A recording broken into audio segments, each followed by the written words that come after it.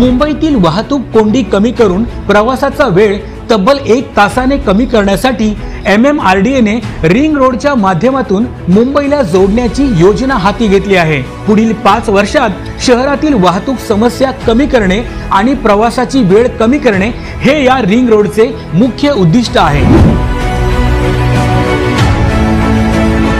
MMRDA ने या ring रोडसाठी 58,000 कोटी रुपये मंजूर केले आहेत। या योजनेतून 90 किलोमीटरपेक्षा जास्त लांबीचे रस्ते, पूल आणि बोगदे तयार केले जाणार आहेत।